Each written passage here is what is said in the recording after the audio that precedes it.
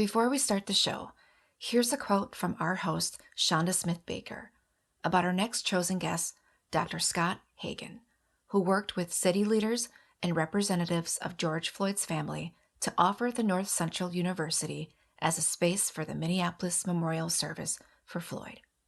And I quote, "As we are nearing the anniversary of Floyd's murder and going into the trial, I've been thinking quite a bit about the moments and events following his death, which included the memorial service that was held here in Minneapolis that I attended. I remember sitting at the service when he announced the scholarship fund and thinking, I wonder how he got involved with this. And so I wanted to follow up and find out what it meant for him to be involved. After all, this was not a standard funeral. It was a moment of global grief."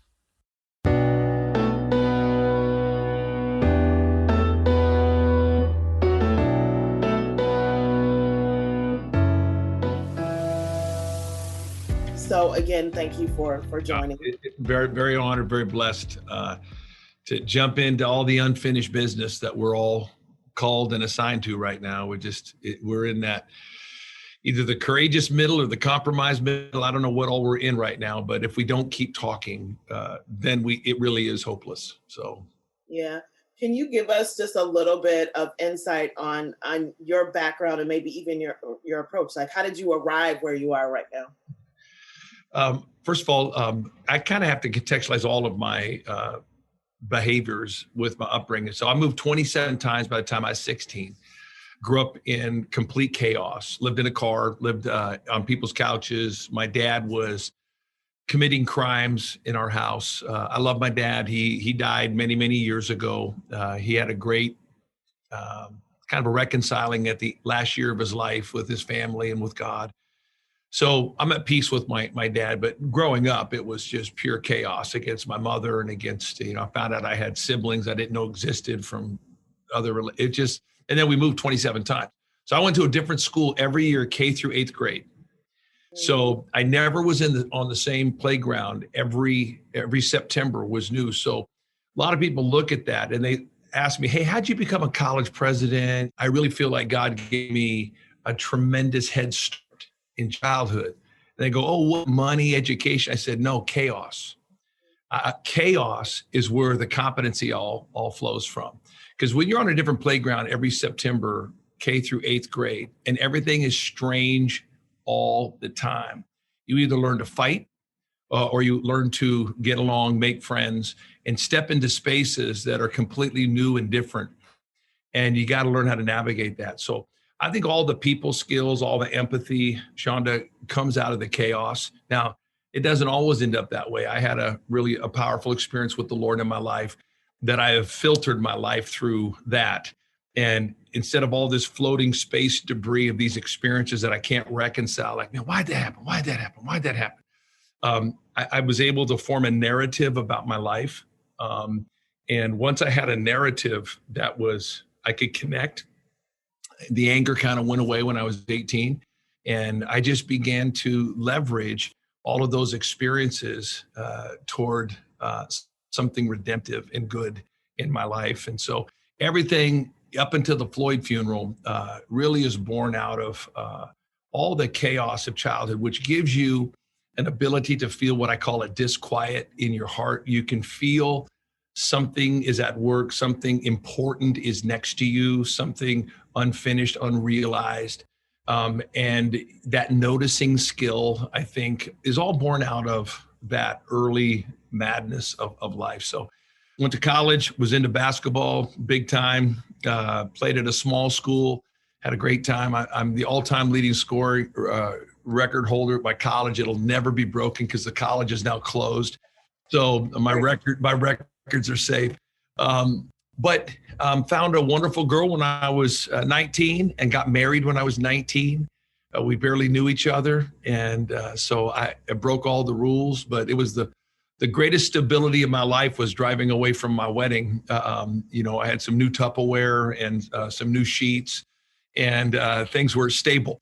And so she had a car, I didn't, but fell in love, big and wonderful, and no idea that, here we are 38 years later, 4 adult kids, 10 grandkids. and how life was unfolded. We had no dreams, no visions of life then. You didn't think in those terms. No one said, what was your passion in 80, 81. It's just like, get a job, pay the bills, be responsible. There was no dreaming really of the future. But great people came in our life, stability. I started working at a church. It was an all-white church in the heart of Silicon Valley. I was right next to the greatest emergence of ideas. There's a great documentary out now on Hulu called General Magic. If you ever get a chance to watch this, it's about who really invented the iPhone. And that was all happening down the street from where I spent the 1980s. But it was an all-white church and very wealthy church, very typical American Christianity at that time. I would begin to notice one African-American in the choir, that model. And as long as you could sing, then you were allowed in to the church. I mean, I'm being kind of raw and brutal in how I would describe that, but in retrospect, those were the rules. I was in my 20s. I didn't have any great moral courage or moral awareness at that time, other than this kind of deeper disquiet. I don't want to talk too much here, but I had an experience in sixth grade, Chanda, that really changed my life. I was very tall, very skinny. My parents put me in school when I was 4 because it was free daycare. So I was always a year and a half behind everybody. And when you're a boy and you don't got no hair on your legs and you're in 8th grade and you look like you're a 5th grader, it's not a very pleasant experience. The bullying was big time in the locker room and all that kind of stuff. I'll just leave it at that. But I was behind, but I was tall and skinny and I could play basketball, even in 6th grade. So every recess we'd go out there and I can remember all my friends, I won't name them. We'd line up and the 2 captains were always the same 2 bullies. And it's pouring rain. We're in Bellevue, Washington. We're in this covered area, 1 basketball hoop. So if you didn't get into that game, then you didn't get in. So they'd pick sides. I'll never forget this day. We had this kid named Dana. He was a Hispanic American kid, but back in the 70s, they integrated special needs children into the main classrooms. So Dana was in our classroom. He had a huge hearing aid. He was completely deaf, but he would speak 4 times louder in his language. And this is 1974. Dana's in the classroom, but he was a little bit older. He was the best athlete in the whole school, strong. He had muscles. He could run fast. And we were picking teams.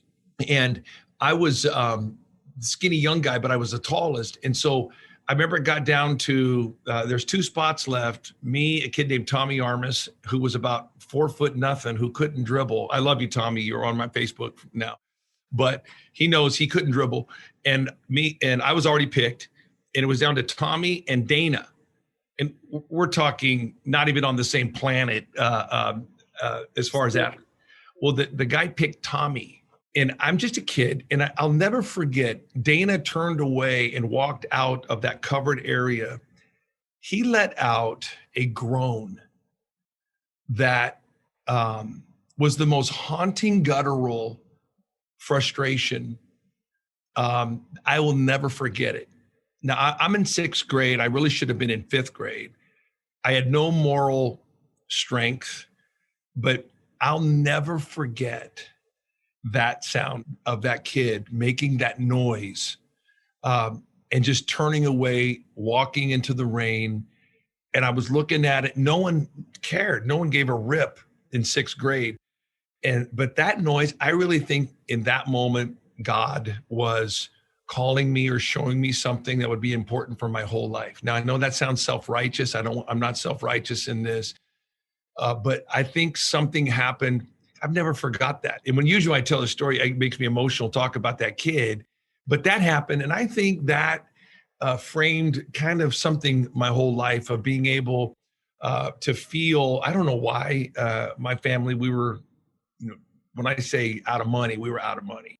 Water got turned off all the time in childhood. My job was to go to the neighbor, put the hose under the fence, and then we brushed our teeth in baking soda. And if you've never brushed your teeth with baking soda, it's hard to explain to somebody what the combination of baking soda and that metallic taste of your neighbor's rubber hose, those 2 combinations, it's hideous. I could get lots of stories. We all have them, but all of that was formation for me. I get into this in the 80s. I'm a youth pastor in an all-white context. And late 80s, I just really began to, in my study of scripture, started to see, every tribe and tongue is around the throne of God. And I said, Lord, how come the church in heaven, how come the church on earth doesn't look like the church in heaven? And I wrote this very simple statement, 1988, in my journal. I didn't know that would really frame a lot of my life. So then I planted a church in 1980 or 1990. I was 26. The Lord blessed the church, became a great church. It was in a typical multi-ethnic, but with a white pastor, which was really the motif of the 90s and the 2000s. Is multicultural churches meant people of color were attending churches led by a white pastor. And I might have had black staff, but people didn't attend. White people were not attending a church led by a black pastor, but Black Americans were attending churches led by white pastors. So in this evolution of whatever is unfolding in this country, was that good? Was that bad? Did I feed the beast? Did I feed the monster? I don't know. I look back, we had a church of a couple thousand people, about 60% of it was non-white. It was hailed as one of the great churches in the country. I don't know. I'm in my 30s. I think I'm doing it right. I think good things are happening. We really developed. I had some tremendous friends that guided me through the Rodney King riots, that guided me through the OJ trial. And, the three most important words helped me understand this. We sincerely kept asking ourselves that. So it sure looked and felt meaningful, like something. But I think for me is, I call it winning the well. Jesus went to the well. He won the well, the woman's heart. Because that was always good in my life, I could win the well of relationship through personal humility in front of one person and our friendship. I always assumed that the power of that friendship transcended any world that Black man was living outside of our relationship. I didn't think about his world outside of us because we were so good. I assumed that anything he's facing out there systematically in this country is minimized because you and I are so good with each other. We love each other. We're friends. So that transcends your world.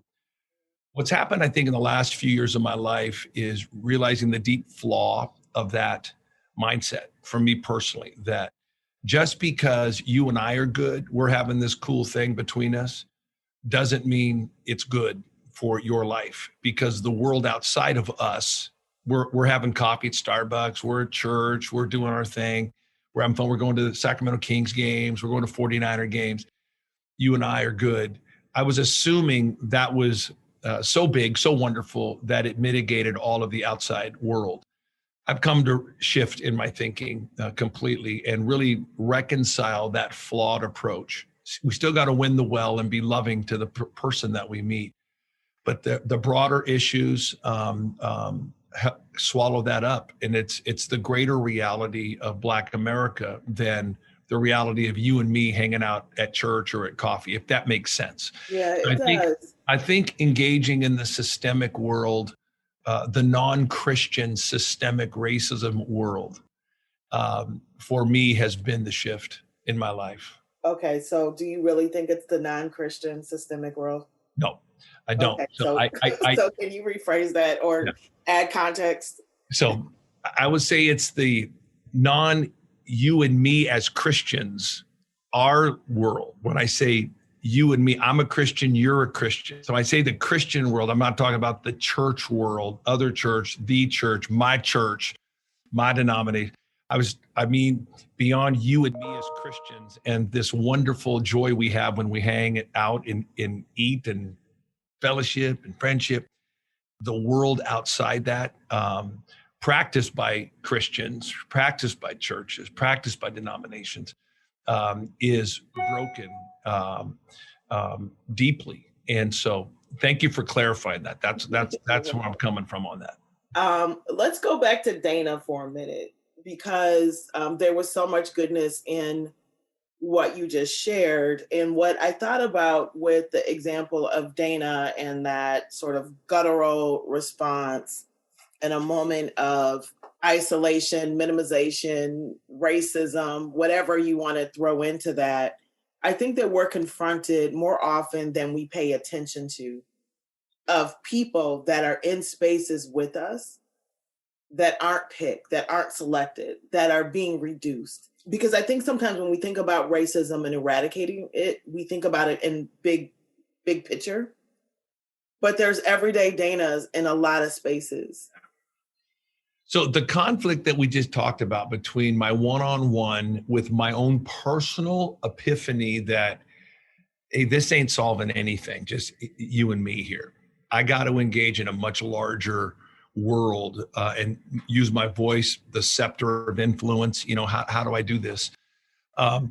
It's easy then to lose heart that the one-on-one encounters and choices and decisions that we make with one another, that they're like meaningless. They're not. That really is how culture is transformed, by the choosing.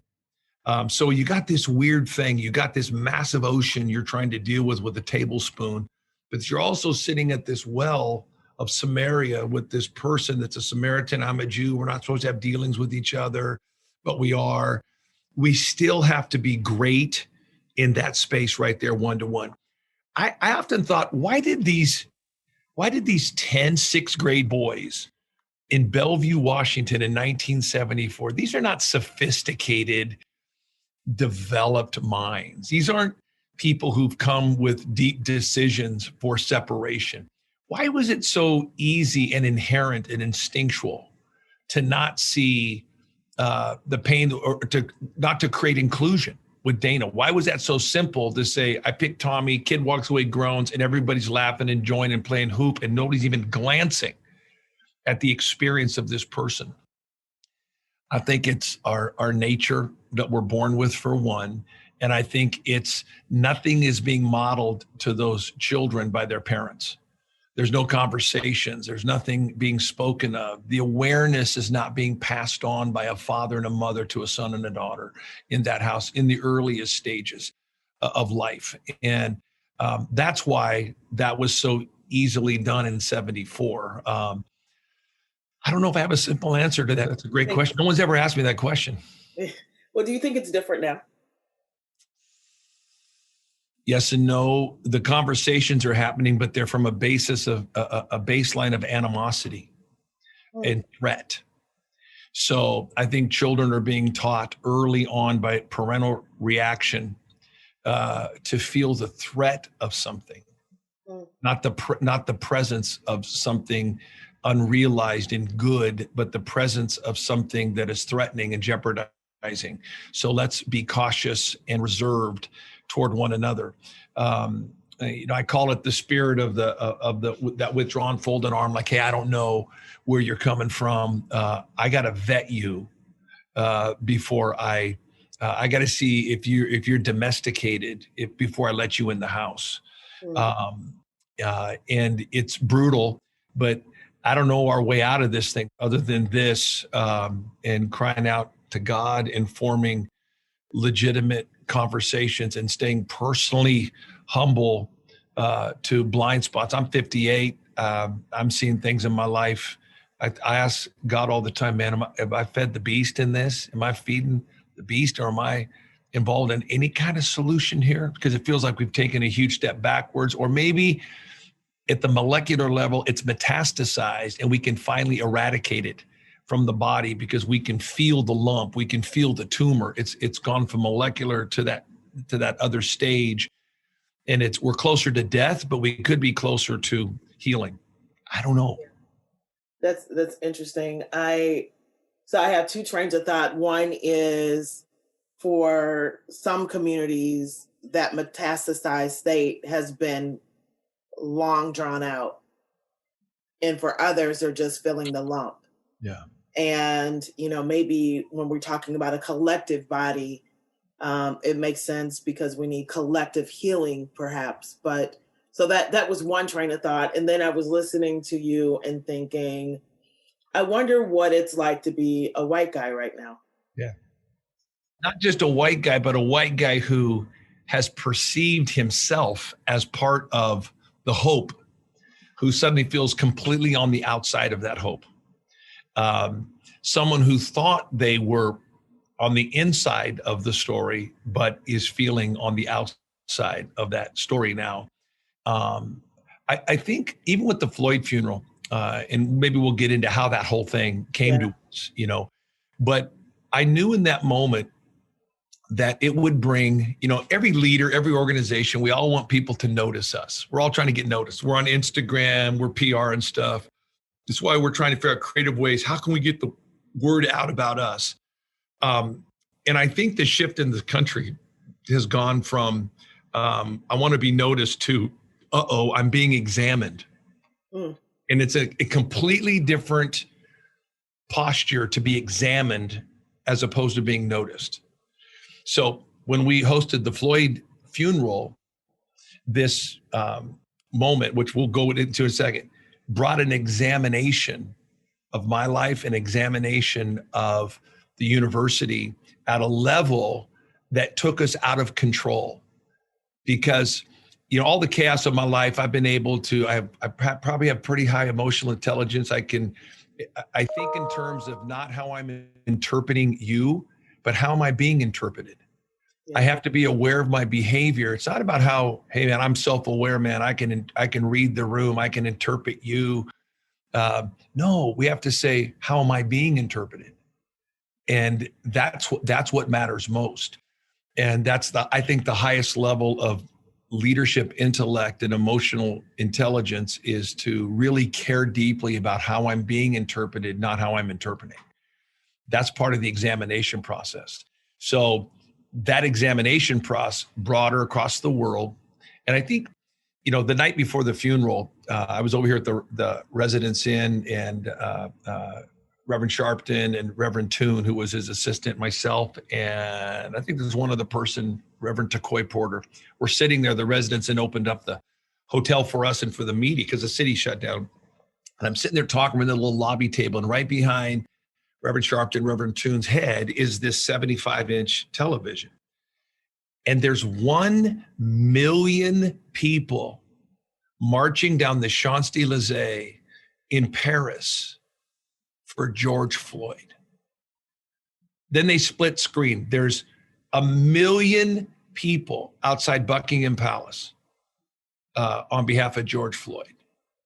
And 2 blocks away, that man's life is in my auditorium. And the weight and the skill, it wasn't like, hey, this is great. The weight of, dear Father in heaven, the weight and the examination that's about to happen. Because when we did the funeral, our own flaws as a university, we're 90 years old. We had a reputation up until probably the late 90s of being a racist, exclusionary university downtown full of North Dakota kids, and nothing wrong with kids from North Dakota, South Dakota, Wisconsin. But here we are in the inner city of Minneapolis, but our school is predominantly white, except for maybe 2%, 3%. The previous president cared deeply. He went after this, and really he kind of turned the bolt lock. I've kind of turned the knob, but he did turn the bolt lock and kind of turn the knob. But we have a lot of kids who went here in the 90s and early 2000s are like, what? What's North Central hosting this funeral for? And so that immediately created enormous anxiety for students of color who had attended here in the 90s and 2000s, wondering, because they saw this as a great privilege to host that funeral. And again, we'll get into how it all came here in a sec, but it brought an examination that was so healthy for us. I mean, our incoming class was 31% students of color this year. So we've seen a tremendous, but it's all at the beginning, and that doesn't mean anything. There's schools with 40, 50% students of color that are going off the rails with racism in the school. The numbers, they're important, but they're not the evidence of what we're trying to get to at all. And I get what would you say would be the evidence? The evidence is always the testimony and the story from the students of color that they tell themselves, not that we tell about them. Because what I name something and what you name it is entirely different. And part of privilege and power is like, you have a guy go into a prayer meeting, hey man, would you pray for my marriage, man? It's struggling. He calls it struggling. The wife's in a prayer meeting and say, hey, can you pray for me? My husband's beating me to death. He's hitting me. So what she names it and what he names it is different. And the privilege of privilege is the privilege to name the sin, is to name the offense by the person that's in power. Like, no, I'm going to name this. But what this has done, it's taken control and power away from, the white male to name it. Yeah. And that is, I think, the start of something legitimate. I don't think that's over though. No, I don't think so. It is. No, I don't think that reckoning, because you're dealing with millions of people. And part of the problem in the country is you see 10 people, 5,000 people do something, and we project it to the whole because we can only deal with it as a whole. So I think for us, the challenge in leadership is to get under the microscope, work legitimately to say what's happening at the individual relationship in my life, what's happening in the macro, the micro, how do I project the sample size? Is this really a trait of the whole, or am I moving into hysteria, reality? Is this real? We're all in that space right now and trying to unpack that. But the examination process is necessary and good. And the stripping of the control of those who've held the power to name the sin, name the offense, is a good thing. Mm-hmm. So I was at the memorial and I was examining. I think that's a good word. I remember you got up and you did your prayer, and I'm like, okay, who is this guy? I haven't really heard much. I think I've been in the chapel once or twice before. And I wanted to know more about how was this place selected? Yeah. Was it the place? Was it because it could be secure? Yeah. Was it because of your relationship with a family member? How did that? Yeah. So here's the real story of the Floyd funeral. So he died. He was murdered on Monday. And I actually was in Sacramento for Memorial Day weekend. And of course, we were all still, it was the tail end of sheltering in place. We were all still sheltered. So I was running the university offsite. We were closed campus. And so I was in Sacramento where my grandkids are. We have a house out there. And I rolled over in bed on Tuesday morning in Sacramento time, opened my phone and began to read. And within about 60 seconds, I said, "Dear Father in heaven, we're in trouble." If I'm interpreting this on the heels of Ahmaud Arbery and what was coming out from that story and all that was happening, I said, we're in trouble. I said, what am I looking at? And so by then, Tuesday night, Wednesday, things erupted at a high level. I flew back on Thursday. So Friday night, I'm in my apartment. I live just right next to the campus here. I live in downtown, right off Hennepin. And I was laying there. And so Ellington Porter, who is on our College of Fine Arts, Ellington had joined our staff 2 years ago. So Ellington and I have been friends for 25 years in Sacramento. So Ellington and his brother Takoy, the Porter brothers, pastor Genesis Baptist Church or Genesis Church. And we have led the MLK. We've been the executive committee for the MLK committee for 20 years, which we've hosted the largest MLK service in the country, 7,000 on Sunday night in Sacramento for years. And we did the gospel service on Sunday night, Porter brothers, myself, Bishop Carthen, Bishop Samuel Gordon, and the Porters. We organized the event. Then on Monday, we would host the march, and we get 30,000 at the march on Mondays. So Sunday's kind of the gospel thing. Monday was more of the civic, engagement march. And so we had this pattern. So the Porters and I are deep friends. When I came here, Ellington stopped by one day because he was raised in St. Paul, him and his brother. And I didn't know they're from St. Paul. I go, all these years in Sacramento, what? And so him and Tawana were in town. They came by, met me. We saw here, gave him a tour of the campus. It was just a great time. Went to dinner. Our the dean of our music school met him, and he said, "Hey, do you ever think that guy would come here?" I said, "If you think I'm breaking up the Porter brothers, you're crazy." I said, "I'll never be able to go to Sacramento if I break up the Porter brothers. They're icons." So I called Ellington. I said, "Ellington, this isn't coming from me, bud. I promise you. But Larry Bach, blah, blah, blah." He says, "Man, It's funny you would say this. So he had some stirring in his heart. So he had joined in 2018 our staff here. So that's the context. So on Friday night, Takoy Porter, who's on Reverend Sharpton's executive team, they have a conference call. They've taken over the funeral, the events. They need to find a spot in Minneapolis. So Ellington goes, I'm calling Scott and I'm calling Ellington. I know him, Reverend Sharpton. You can trust Scott. You can trust Ellington. We've done life for 25 years together in Sacramento. So he calls Ellington. Ellington texts me and he says, hey, the Floyd family would like to have a small family gathering next Thursday to grieve in Minneapolis before the big funeral will be in Houston. That was the text.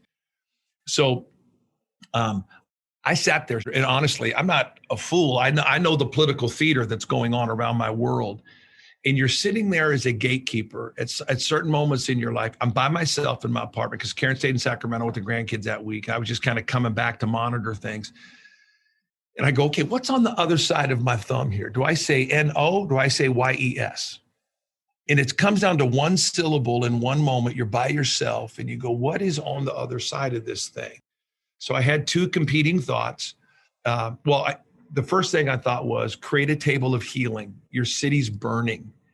And then I thought of the story in the Bible of Elisha, 2 Kings 4. He finds out the man's dead and the sons are being sold. And Elisha says, how can I help? Four words. I think he didn't say, how can I prophesy? How can I lead? How can I help? I really felt, okay, let me check with our board chair, but I think we need to create a table of healing. How can we help our city? Everything's closed. We had hosted the NFL Super Bowl. We had 1,100 Homeland Security here. We're built for this. We know how to do this. We own the street. We can create Elliott because that's actually our property. We can pull this off in a way that would be helpful. So call my board chair, call my general superintendent in Springfield, Missouri, my district superintendent. They said, this is right where Jesus wants us to be. Who cares about the political theater? How can we serve? I wasn't thinking really beyond that. There wasn't some strategy like, hey, at all. It was like, how can we help a family? I've always opened up my churches for funerals. We had Stevie Wonder and we had everybody, he attended a funeral. He wasn't, he didn't pass away, but I've had everybody as a chaplain for the Sacramento Kings. So Chris Webber's a great friend, all these people. How can we help, man, in this situation? So we said yes. And so then over the next 48 hours, it became a global event that, with 500 media requests and we allowed 300, that's equal to the Super Bowl. We had Lester Holt, NBC Nightly News, the Today Show, BBC, everybody's broadcasting live. So that all happened in 3 days. So the day before the event, we're behind the scenes opening up the house to help, okay? The day before, I get a phone call from Sharpton's guy, and he says, hey, Reverend would like you to pray a prayer of comfort. I said, oh, whoa. I don't need to be in this. We're here. Our team is mobilized. We're here to serve. We're just opening the house. And so I said, I have two tremendous African-American, we have this wonderful team, but Colin Miller or Dr. LaToya Burrell, the head of our college, our graduate school, I'd like to offer them to offer the prayer. And he says, no, we want you to do it. So now I have a decision to make. I know what's going to happen. I'm going to have friends of color around the country. Why is Scott Hagan sticking his face in this thing? I'm going to have white people go, why? What are you doing? And so both those things, and I felt afraid. I felt a real fear go through my stomach about, okay, what next do I do? And so, and the fear was stemmed from you being a white man in this situation. Yes, of like why is why is the president sticking himself in this? Because now we knew it was going to be a global event. This was like the trucks were out here, like CNN's going to cover it live. Like I wasn't planning to be part of the funeral. So now how am I? As like people would think that you were trying to amplify your institution, or did you feel also equally uncomfortable in saying, it's not my place, this should be led by and for Black people for Yes. this vote? All of that and more, all of that. is just firing through my head like a popcorn popper, because I got to give an answer here quickly. And so I really settled on this. We have, you know, a couple hundred students of color on my campus. They're excited we're hosting the Floyd family. If they find out their president did not want to be seen, my leadership's done. My presidency's over here. No matter what anybody around the country thinks, if my own students perceive me as a coward, it's over. So, and if my own faculty who've come to join me in this journey of transforming the university to be a university that looks like heaven, lives like heaven, it's over for me. So I felt compelled to say, okay. And I felt like John the Baptist, who said, man, I'm not supposed to be in this river. Let somebody else do this. And then you realize, nah, I'm tapping you. You got to do this. And so I somehow set aside like projecting out the problematic thing that ended up happening at a certain level that you get to and doing that. So then the night before, I'm having coffee with our chancellor, and her name's Robin Wilkerson. And she says, you know, we should start the George Floyd Scholarship. And I thought, what a great way to turn evil into good. And so that really that fired me up. Like, this is a great way to turn. Yes. Wow. So then I had this thought, but wait a minute, everybody's going to think I'm trying to make money off George Floyd. So then oh my goodness, what do I do? So I was in my apartment by myself. I thought it was a great idea. And I will tell you, in that moment, I really felt like God dropped in my heart, do the scholarship, and then say, I challenge every university president in this country to do the same so people can give to the college of their choice. Yeah. Instead of, hey, let's see how much cash North Central can make off the Floyd thing. And once I had that secondary piece to this, I go, okay. So I didn't ask Sharpton if I could do it. It was a complete, I did ask this wonderful lady who ran the thing. And she said, oh, I got goosebumps. She says, you're going to steal the headlines from Reverend Sharpton. That's unbelievable. This is the greatest thing. What a great idea to generate scholarship money for young Black students across the country. So then that's going to happen. I've kind of hit it in my heart. I'm going to get up there. I'm only going to be up there for 3 minutes. I wrote out my prayer and I inserted this line. And then we're sitting on the front row. Robin and I, 1 minute before we start, the security guy comes out and says, hey, listen, Governor Walsh brought his wife, Mayor Fry brought his wife, and the police superintendent chief brought his. We need these rows because we were social distance. It was very tough. We got a variance from the governor and the mayor. No one wanted to sign off on this. We had a very interesting conversation about how were we going to mitigate 50% attendance in this room, because the family needed 50%. They needed half the room to be full. So we seat about 1,200. We could space out every other seat. This is all early COVID stuff, still trying to figure out the math. So they come in 1 minute before we start, says, we need to move you and Robin to the platform. Whoa. I'm on the platform? So then that feeling like, oh goodness, here it goes. Now people are going to think, why is he's sticking himself on the platform, he's speaking. I mean, all of that stuff was real in my head. So we found ourselves on the platform a minute before it started. So then it happens, the funeral happens, the prayer and the appeal, the response, you were in the room, the call to all the presidents, and suddenly this new energy filled the room. And I really began to see the hand of the Lord giving Anguish a way forward into something beyond the moment. So the scholarship moment, I think, turned the anguish into action, is a phrase I've been using. Mm-hmm. So then when it was done, I have no idea that there's been 2 billion social media engagements in 60 minutes, the most ever recorded in history from around the world. 2 billion people checked in on social media. Largest. This is coming from Goff Public that did all the analytics. 100 million people tuned in at some portion. These are Super Bowl numbers of people. They didn't watch the whole thing, but they checked in on the funeral. And 2 billion worldwide on their device checked in on a social media story. The scholarship was trending #1. for about 13 minutes in the world. President challenges all college presidents to establish a Floyd Scholarship.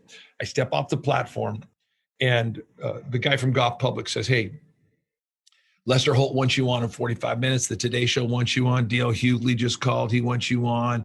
And of course, all the Hannity wants you on. And then other ones, NBC, Joy Reid, all these." And I really felt I try to consider myself. Now, if I was 48, I would have done it. But at 58, I really felt a check to say, don't do that. Mm. Do not go on television. No, don't do this. This is a trap for you. Nobody's trying to trap you, but it's going to be a trap, and it's going to redirect the energy. This is a funeral. This is about grieving. This is about pain. This is about a family. This is not about media. This ain't about you, and this will backfire on you, pal, if you do this. So I kindly told him, I'm going to pass on those. I said, I don't want to be a face of this. Stay in the pastor educator lane. Mm. Stay as a pastor educator. Don't get into this other lane. Now, I've done a couple things a couple weeks after Kelly Wright had me on. He does something on CBS. And we talked about it. I'm doing with you. Forbes has done a lot, because what happens is scholarships taken off. There's 45 universities, Minnesota, Michigan, Penn State, Ivy Leagues, all of them attribute it to the North Central University Memorial and the President Hagan Challenge. So, I mean, when's the last time Penn State and North Central were in the same story? And so that's happened. Crazy millions has been raised. We had about $485,000 sent to us from complete strangers. Some very wealthy people. I got 300 of that was in three $100,000 checks, and the other 180,000 is in $50 checks from grandma down in Arkansas or Georgia, sending me checks just saying they were deeply moved by that. They want to help. So our own institution, about $485,000 came in. All of that money was set aside. And we have Derek Bergen's our first full tuition scholarship winner. We're going to give out a full ride every year to our Floyd Scholar winner. Now it's all across America. We're talking about developing kind of the Rhodes Scholar thing. We're developing a network of all of the Floyd Scholars around the country. Will be part of this database that companies can hire. It's so exciting what has happened from that 1 minute and 12-second conversation about scholarship. It's crazy. Wow. What have you learned about the way in which you can use your platform from that? Well, we've had some very, very robust conversations on this. First of all, people on both sides of the political aisle, because of what I call the Bermuda Triangle, COVID-19, the racial unrest, and the election has created the Bermuda Triangle. Many leaders are flying into that and they're disappearing because they lacked self-control, purpose. They got outside their lane and really had misguided recklessness, not boldness. And I think they've really diminished their voices because they became so politicized and either so much for Trump or so much hate for Trump or so much worship of Trump. I've tried to not live in I don't worship America. I don't reject America. I'm not living in those. I live in this other space where I can separate the aspirations of the American ideal from the practice, the evil practice of several and many of the founding fathers of this hypocrisy and duplicity. And I said, in many ways, that's you and I. I was born in the image of God, but I was also born with, I am a sinner that can't help but sin. So I've got these two things going on inside me like a nation. So for me, that space of influence, I've tried not to continue to be trapped by those who want me to, get on. You need to use your platform. You're one of the most influential Assembly of God dudes. You need to stick your middle finger up at everybody that voted for Trump. Then a person over here saying, dude, you're one of the most influential. You need to expose the Marxism. You need to expose. So they're wanting me to go on Facebook and make that my ultimatum is on Facebook. And I've never done that. I've used my platform. I'm in many settings behind the scenes and publicly that I am seeking to as I believe I always have, but also realizing my message was flawed. It didn't go after the systemic. So the initiatives we're doing through the university, through many universities, the collaborations are trying to change the systemic way that students of color, even down to our curriculum, we realized in this examination, we had very few scholars of color in our reading lists. Well, that has completely changed this year, top to bottom. We have made certain that there are at least two of reference books, if not more, but a minimum of two in our curriculum is being implemented. So people are being exposed to great scholarship from Black Americans or Black leaders worldwide. That sounds like, oh yeah, that's just blah, blah, blah, more academic. It's really not. It starts to do something in a deeper way. We've started the Bishops' Council here in Minneapolis, bringing them on campus. Found out that one of the leading bishops in this city went here in 1980. Oh, wow. Probably the largest African-American church in the city. I want to be careful because I don't want to misstate myself here, but we had for lunch a bunch of bishops here. And he says, I graduated from 19. I went, what? You went to North Central? What? He goes, yeah, I got my Bible degree here. I go, how have we not known this? So I'll say this super quick because I'm taking up all your wonderful time here is 2004, we're doing our Christmas letter as a family. And so we get it. We had this routine, go down to Walgreens, get the cheap candy cane paper, print out the letters. We send out, 400 letters. We're putting stamps on. Kids are watching movies, drinking hot chocolate. Christmas letters going out. Got it 3/4 of the way done. My daughter walks over. She's a sophomore in high school at that time. She picks up the letter. She's reading it. We're just talking about the family. She goes, man, Mom and Dad, that's a great letter. Maybe next year I can be in it. I talked about the boys, football, me traveling, preaching. Mama, I left my daughter out of the Christmas letter. So in that moment, my wife and I go, Mama, we turned on it. Well, Mama didn't know what you did. So, we're all scrambling, throwing each other under the bus. But it was, in all reality, if I told you, I said, hey, you know what, Jocelyn, we've already spent a bunch of money on this. These are all stamped things. Next year, I'll get you 2 paragraphs, sweetheart. I apologize. You would look at me as a parent and say, what a foolish parent. My only response, once I realized the story was incomplete, I was not telling the story correctly. We had to rip up the letter as fast as possible, throw away all of our investments, and completely start over instantly to demonstrate who my daughter was in relationship to our family. It was funny, but it wasn't. And we salvaged that wound by the swift amending of the story. Once we became aware that this is flawed, this is not being told right. So I would also say that I think our approach right now must be the same.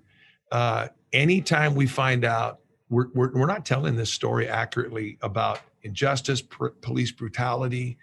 I know we did this forum with the Colin Kaepernick thing with about 10 leaders around the country in July. And it was fascinating. I shared my epiphany. And I know Colin because he grew up in Turlock. My boys played high school against him. He was at Nevada and he beat my son's team at Cal. So I have a bad feeling about Kaepernick because he beat my son. And then he was the 49er quarterback and we lost the Super Bowl. So I said, I got to get past my feeling. But in all seriousness, the flag to men like me represent my grandfather's death in World War II.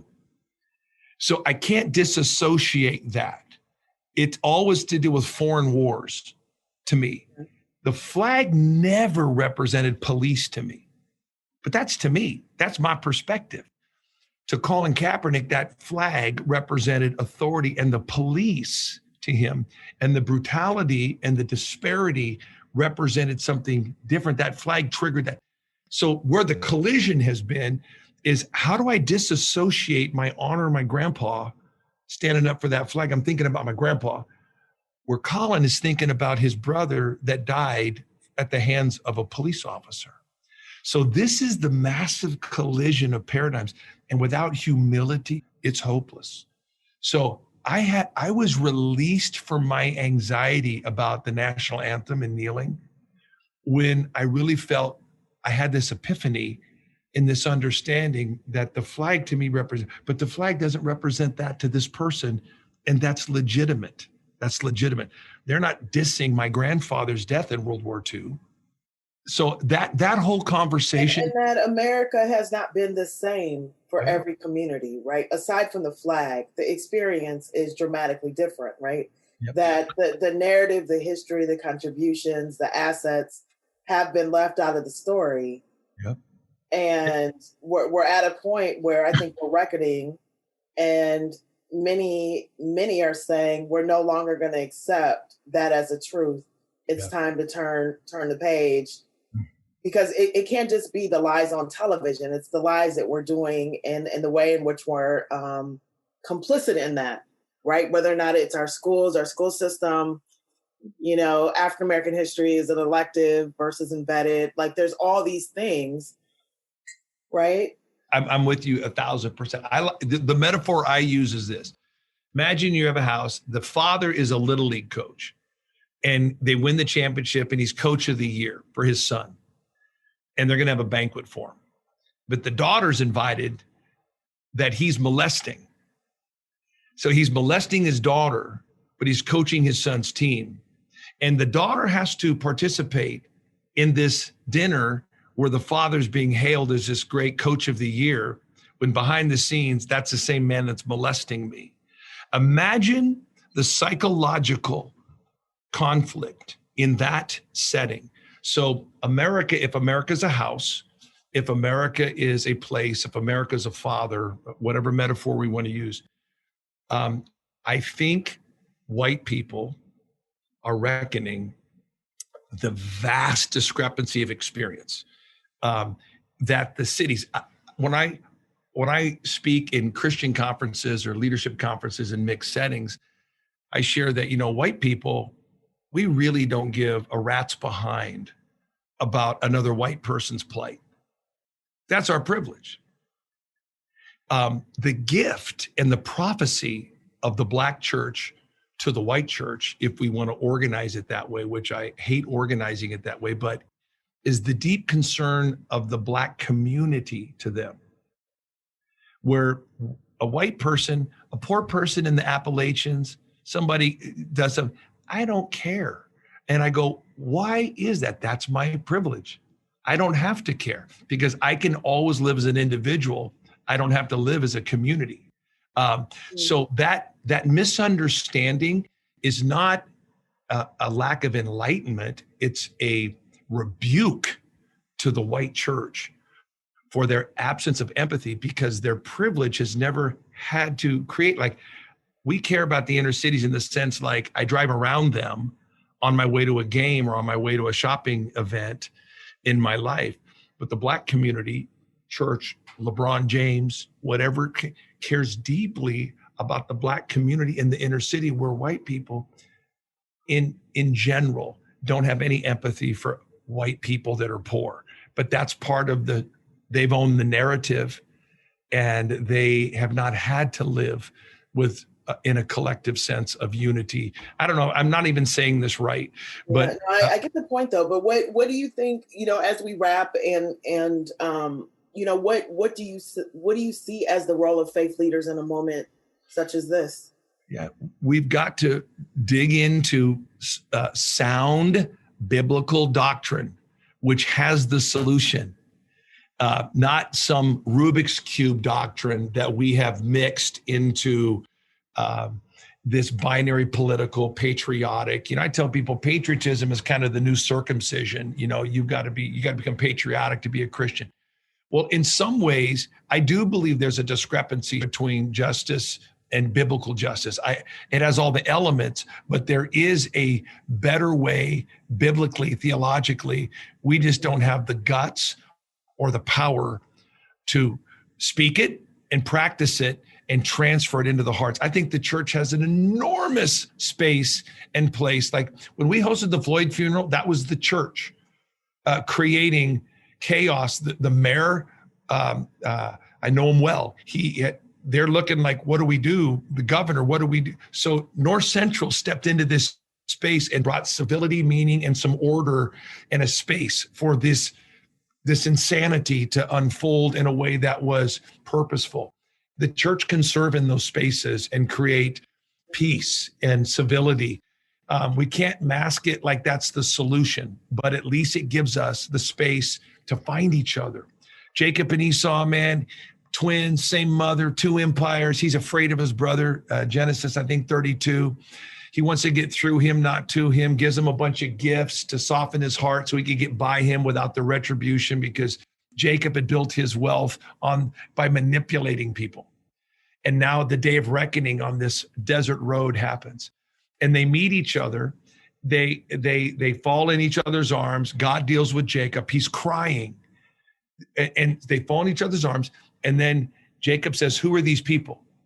And Esau goes, these are my children. Like, seriously? You're their uncle? And I think there's millions of Christians who can't find each other in this country because we're locked in the shadows of empires. And until we lose the empire and find our family again, imagine you're the uncle and you don't even recognize these children. It's, I think, coming out of those shadows, but God has to deeply deal with the leaders' hearts. I'm not there. I'm being dealt with by the Lord, even as we are on this call. So I just want the dealing to continue in my life, but I'm also not going to be just out there like in the wind, a piece of pollen in the wind, being driven by culture. I want to be driven by the Lord and his word from my life and not hide behind a misconstrued idea of that. I don't know, we're talking a lot here, but yeah, no, I mean, it's really helpful. I have, I wish I could follow up. Maybe there's a part two. Maybe we need to sit down and have coffee because, we know the interpretation of the Bible has been manipulated. We know, and I think I've heard from you today that, part of you staying in your lane is being faithful and sticking to your purpose, sticking to where your lane.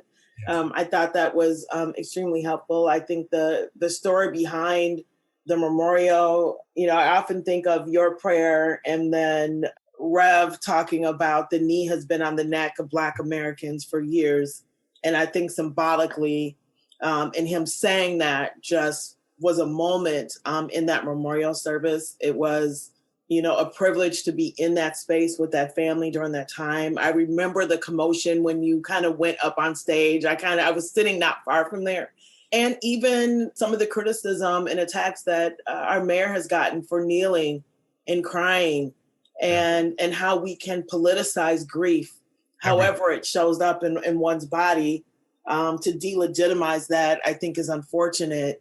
And I think it goes to the point that you raised in the beginning around the examination, right? We are in examining what is happening, and we're examining it from our point of view all of the time. And so, I just appreciate this conversation. I learned a lot. I appreciate getting to know you. When we can get to a football game, I'm there. And I have to put my plug in for Colin because I definitely would love to have him as a guest. So if there's any way you can help with that, I would love to just talk to him about so many things. And I think it would benefit our community.